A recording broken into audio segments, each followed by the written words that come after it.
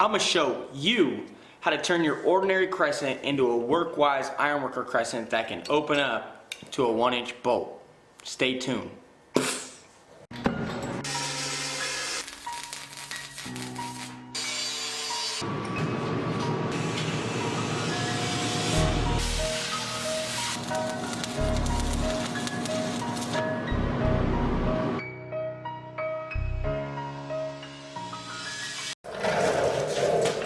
So first things first, before you do anything else, you want to bevel the end of your crescent so you can use it as a wedge to pry things apart, like separating sheets of deck or anything. You always need a wedge in ironwork, and the more tools on your belt that's beveled, the better, so you can work the iron. Next, the #1 rule of being an ironworker is not dropping your tool, because you're always up in the air. And if you drop the smallest little thing, like a washer, you could kill somebody, let alone a fucking crescent. So if you can eliminate dropping things, it'll make you a better ironworker overall. Don't be a joke. So it's hard to see, but if you add little grooves on your handle, it'll add more friction when you're wrenching on something. That's the second thing you do with the crescent, is add little grooves. So it gives you more friction to hold your wrench so you don't drop it and kill somebody. Every crescent should have grooves on it. Enough said. Now, let's get to widening the jaw of your crescent the right way. Not the Joe way where you grind the end of the swirl. That's Joe, because then it's so loosey-goosey that you can't even stay on a bolt. Everybody does that out in the field, and it's the most Joe thing ever. Don't do that. Have some craftsmanship in your tools. The right way to widen your crescent is to take the little pin. It's kind of hard to see. It's really fuzzy. Sorry about that. But if you take the little pin out, you can remove the whole entire jaw and everything and add another tooth to the jaw. I'll show you in a little bit.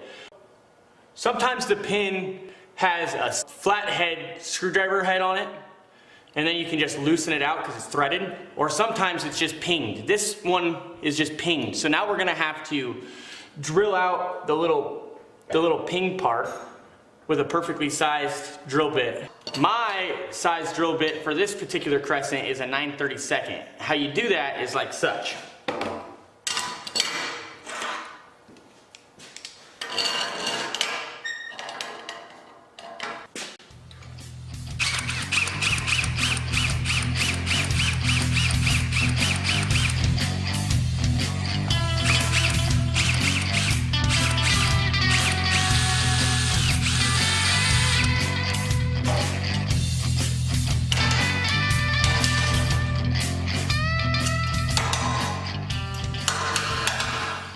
So after you're done drilling, just tap the end of your crescent to get the pin out.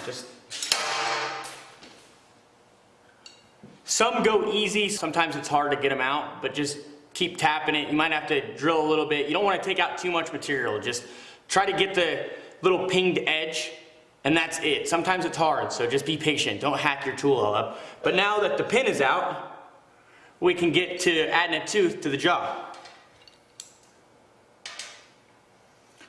And on most crescents, there's a little spring on the little spin part. Don't lose this spring. It'll turn your crescent into a locked up piece of shit. So right here, we're gonna add a tooth. You can either add 2 teeth or a tooth and then cut it off. We'll do some pristine layout and widen this the right way.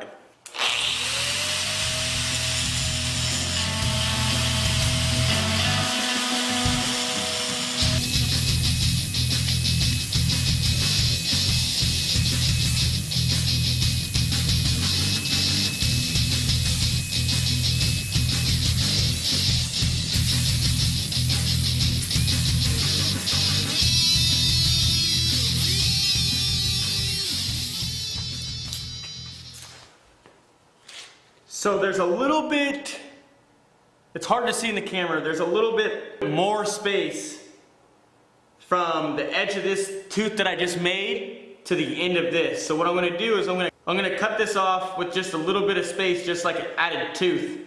So it allows it to just keep opening. If we leave this material here, it will stop the swirl and it won't let you open up.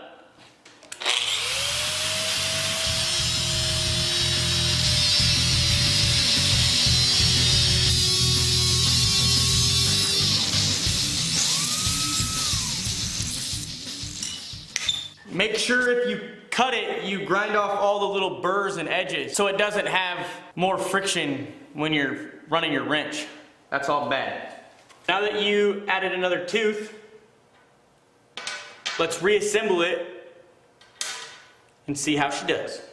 Make sure you put the spring back and put it together just the way you had it, because you can get this swirl 180 out and then it won't work, obviously.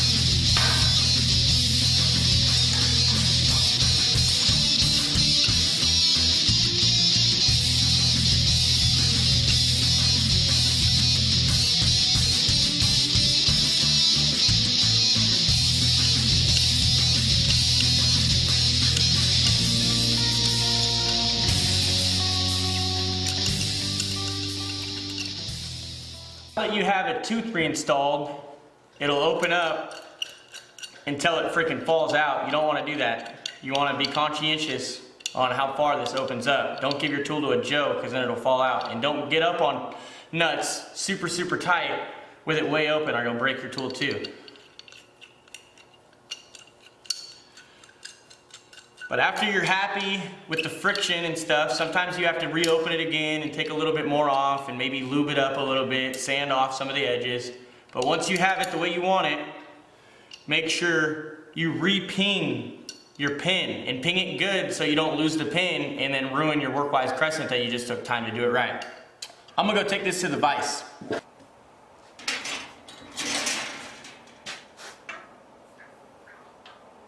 Take a nice little beater and a cold chisel, ping it really good so the pin doesn't come out.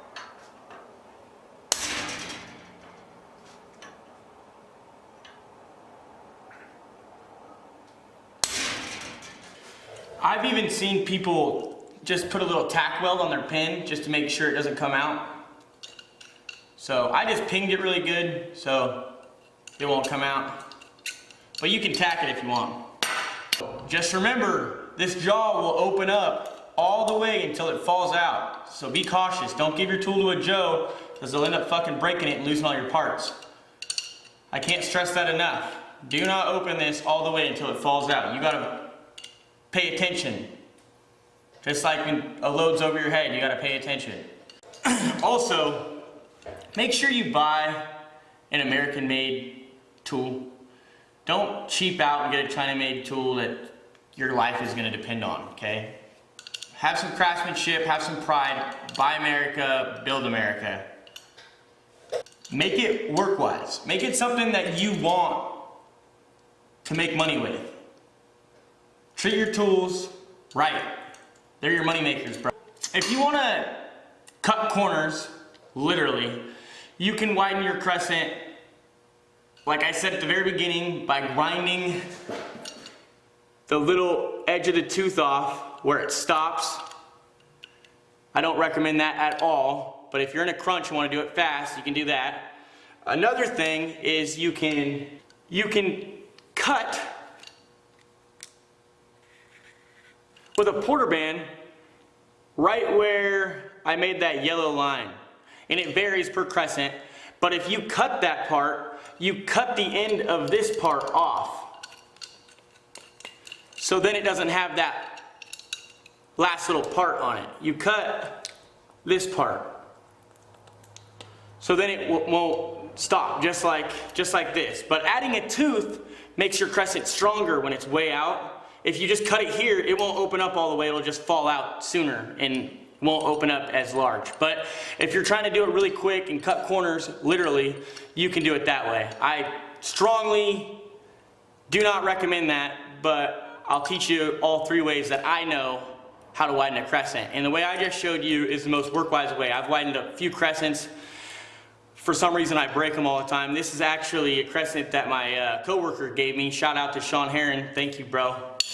I appreciate it, and I hope you like this video. Boom! 3 ways on how to widen a crescent to a 1-inch bolt, like a work-wise journeyman. If you have any other questions, comment down below, and I'll respond to you as soon as possible. Please subscribe and like, it helps me a lot. I should be posting a lot more Ironworker videos in the near future. Thanks for watching, and work safe, brothers and sisters. Later.